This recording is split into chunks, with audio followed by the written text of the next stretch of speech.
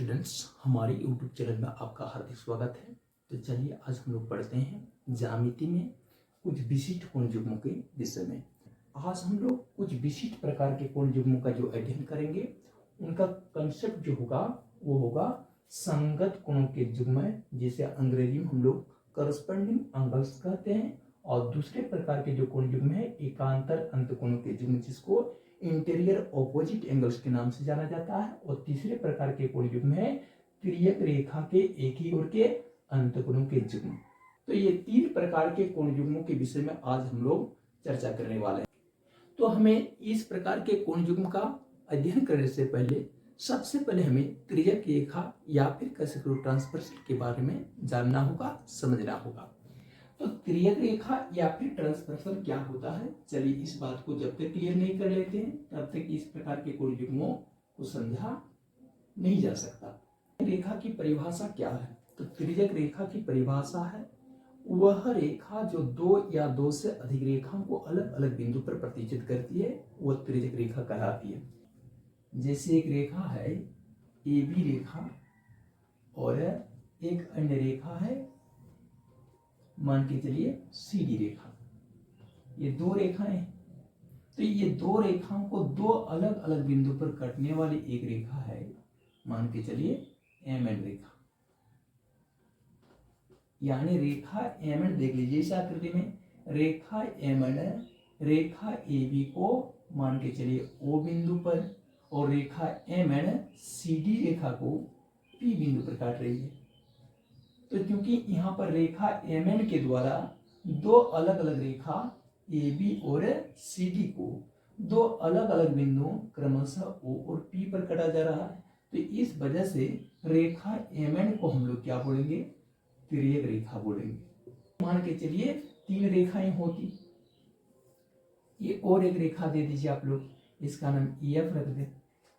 तो देख लें यहाँ पर एक रेखा हो गई AB, दूसरी रेखा हो गई CD और तीसरी रेखा हो गई आपकी EF।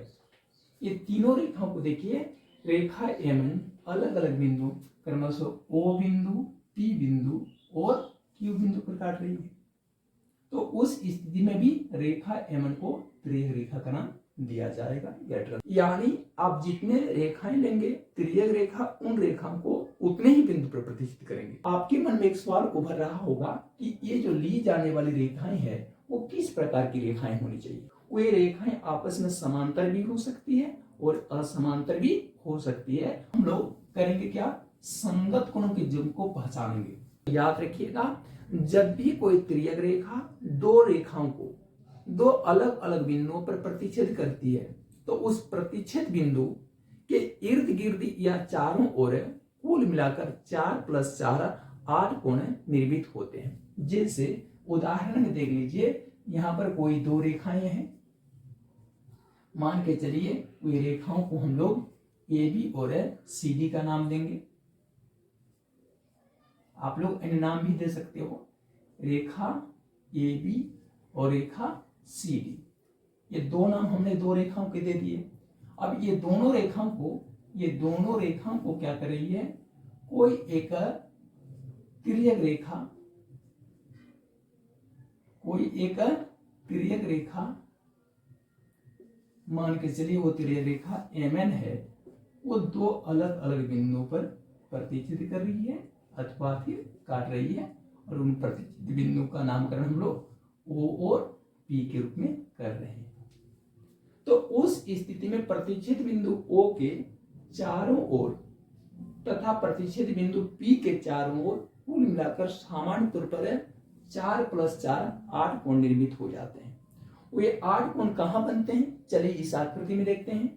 तो देखोगे सबसे पहले यहाँ पर कोण है MOB का निर्माण हो रहा है इस ओर, ठीक है। कोण MOB निर्मित हो रहा है, तो उसको आप MOB पढ़ें या कोण BOM पढ़ें, इसको हम लोग कोण नंबर 1 का नाम दे देंगे। दूसरा कोण कहां निर्मित हुआ है? देखेंगे कोण BOP या कोण POB, यहां पर बना दूसरा कोण युग्म है, दूसरा कोण है, ठीक है। इसको हम लोग दूसरा नंबर का कोण कह सकते हैं। तीसरा नंबर का कोण कहां बना है? कोण AOP कोण एओपी या कोण पीओए, इसको हम लोग तीसरे प्रकार का कोण युग्म का नाम दे सकते हैं। अब चौथे प्रकार के कोण युग्म कहाँ बना है, तो चौथा प्रकार का जो कोण बना है कोण एओएम या एमओ एक रूप में इस स्थान पर बना है, यहां पर बना है। तो क्या देखें, बिंदु O के चारों ओर सामान्य तौर पर चार कोण निर्मित हो गए। ठीक इसी प्रकार से यहाँ दूसरा प्रतिच्छेद बिंदु जो P है वहां पर भी और अलग से चार कोण बनने वाले हैं। तो P बिंदु पर बनने वाले कोणों के नाम क्या होंगे, OPD, ये हो गया एक कोण जिसको हम लोग कोण नंबर 5 कह सकते हैं। यहाँ चार कोण दे चुके हैं 1 2 3 4 के रूप में, इसको कोण नंबर 5 कहेंगे। कोण DPN, इसको हम लोग कोण नंबर 6 का नाम देंगे। कोण NPC या CPN, इसको हम लोग कोण नंबर 7 का नाम देंगे। और कोण CPO या कोण OPC, इसको हम लोग कोण नंबर 8 का नाम देंगे। ठीक है, तो उस स्थिति में क्या देखें कि प्रतिच्छेद बिंदु O के चारों तरफ चार कोण और प्रतिच्छेद बिंदु P के चारों तरफ चार कोण, कुल मिलाकर 4 + 4 8 कोण बन जाते हैं।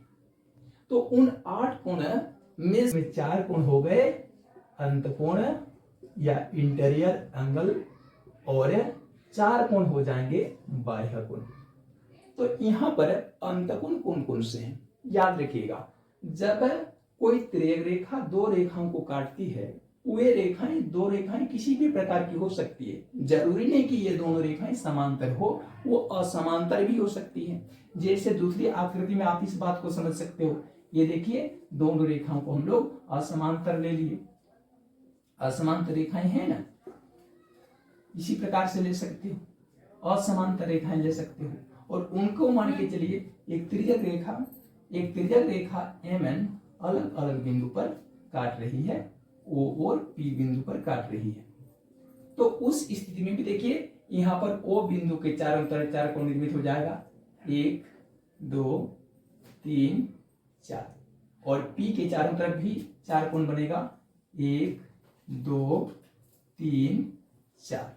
तो यहां पर O के चारों तरफ चार कोण बन गए और P के चारों तरफ चार कोण बन गए, यानी कुल मिलाकर इसमें भी 8 कोण बन गए।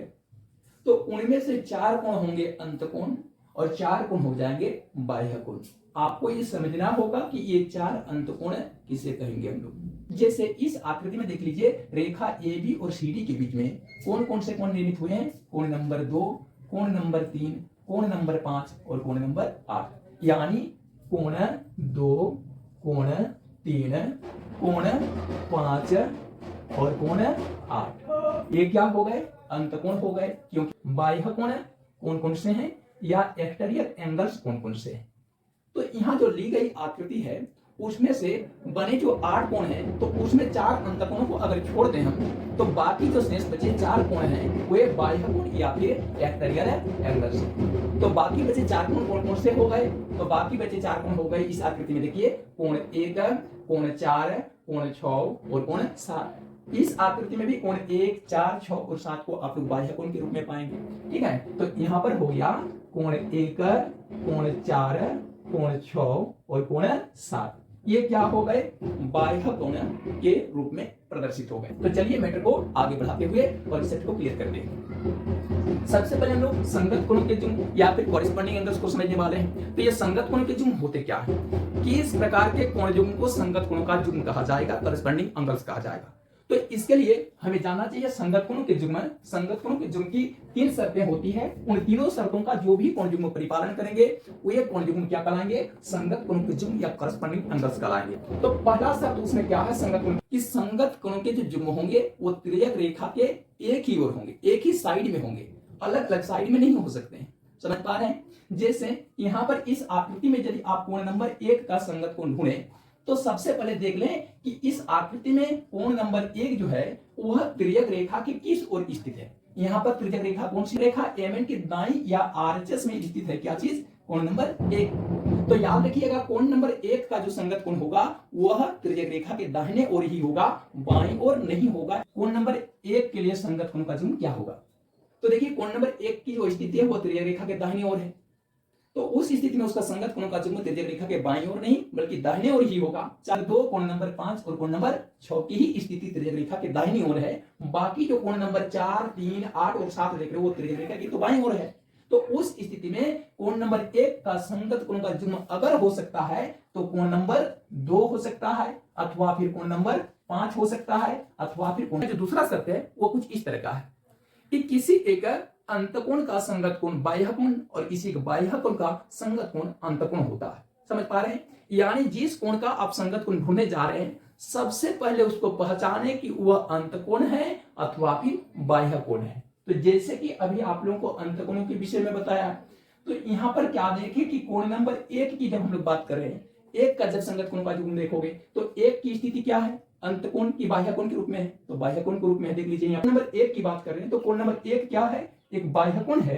तो उस स्थिति में उसका जो संगत कोण होगा वो बाह्य कोण नहीं होगा बल्कि अंतकोण होगा। एक हो गया क्या? बाह्य कोण है, तो इसका संगत कोण क्या होगा? अंतकोण होगा। तो इस आकृति में देखें कि क्या कोण नंबर 2 अंतकोण है? तो देख लीजिए आकृति में कोण नंबर 2 अंतकोण है। क्या कोण नंबर 5 यहाँ पर अंतकोण है? तो कोण नंबर 5 भी अंतकोण है। क्या कोण नंबर 6 भी अंतकोण है? तो कोण नंबर 6 देखिए अंतकोण नहीं है, बाह्य कोण है। इस वजह से कोण नंबर 6 को यहाँ पर 1 का संगत कोण का युग्म नहीं कहा जा सकता है। यानी ये पहला शर्त पे तो खरा उतरता है, लेकिन दूसरा शर्त में क्या हो जाता है? विफल हो जाता है, या दूसरे शर्त में वो फेल हो जाता है।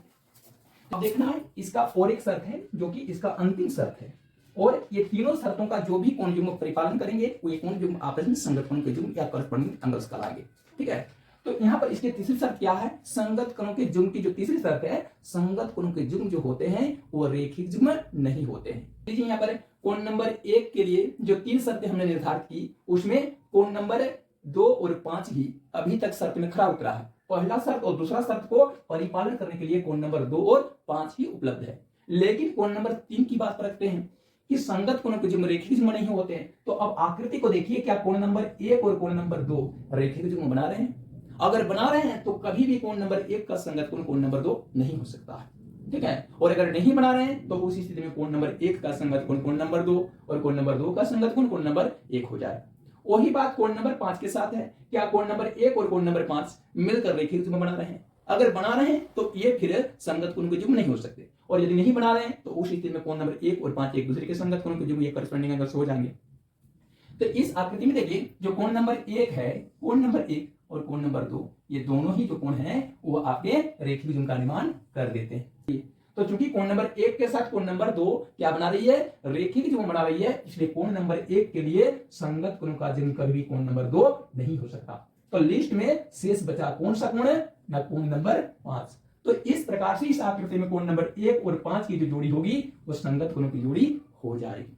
तो इस कसौटी पर परखते हुए इस आकृति में दिखाए गए प्रत्येक कोण के लिए आप संगत कोणों का युग्म ढूंढ सकते हो। कोण नंबर 1 के लिए कोण नंबर 5, कोण नंबर 5 के लिए कोण नंबर 1।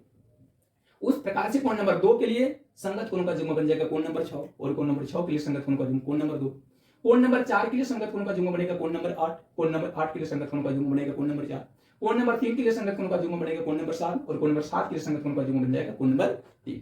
ठीक है, तो हम लोग संगत कोणों के युग्म के विषय में अध्ययन कर लिए। अब हमको संगत कोणों के युग्म के एक गुणधर्म के बारे में जानना है कि जब भी कोई दो समानांतर रेखाओं को, कैसी रेखाएं? समानांतर रेखाएं या फिर पैरेलल लाइंस को, जब भी कोई दो रेखाओं को कोई तिर्यक रेखा काटती है तो उस स्थिति में संगत कोणों का प्रत्येक युग्म बराबर माप का होगा। यानी यदि इस आकृति में AB और CD दोनों समांतर रेखाएं हैं तो उस स्थिति में कोण नंबर 1 और कोण नंबर 5 की माप समान समान होगी, कोण नंबर 2 और कोण नंबर 6 की माप समान समान होगी, कोण नंबर 3 और 7 की माप समान होगी, और कोण नंबर 4 और 8 की माप क्या होगी? समान होगी। लेकिन कब समान होगी? जब ये दोनों रेखाएं समांतर हो तभी समान होगी। अगर ये दोनों रेखाएं समांतर नहीं होकर इस प्रकार से हो गई, असमांतर हो गई, तो उस स्थिति में संगत कोण के युग्म का निर्माण तो होगा। जैसे यहाँ पर 1 का संगत कोण 5, 2 का संगत कोण 6, 3 का संगत कोण 7 है ना, 4 का संगत कोण 8, संगत कोण तो बन जाएंगे परंतु संगत कोण के माप आपस में बराबर नहीं हो सकेगी। ठीक है, इस साथ में इस गुणधर्म का विलोम तथ्य को भी आप लोग समझ लेंगे, याद रख लेंगे। क्या पढ़े अभी कि रेखाएं अगर समांतर हो तो संगत कोणों का प्रत्येक युग्म बराबर। ठीक, लेकिन इसी कथन को यदि हम लोग पलट दें तो वह विलोम कथन भी सत्य साबित हो जाएगा। तो देखिए यहाँ पर कोई दो रेखाएं हैं, मान के चलिए L रेखा M रेखा है, पता नहीं ये समांतर है कि असमांतर है, हम नहीं जानते, और इनको एक तिर्यक रेखा ऐसे काट रही है इस प्रकार से काट रही है कि संगत कोण का कोई एक युग्म जो है वो बराबर माप का आ रहा है, मान के चलिए 47 डिग्री करके आ रहा है। ठीक है, तो उस स्थिति में क्या कहोगे?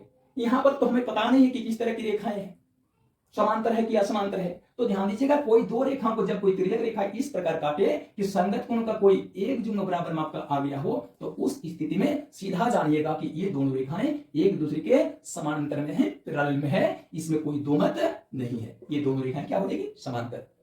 यानी कहने का मतलब हो गया, रेखाएं समांतर तो संगत कोण समान, और संगत कोण समान तो रेखाएं समानांतर हो जाएगी।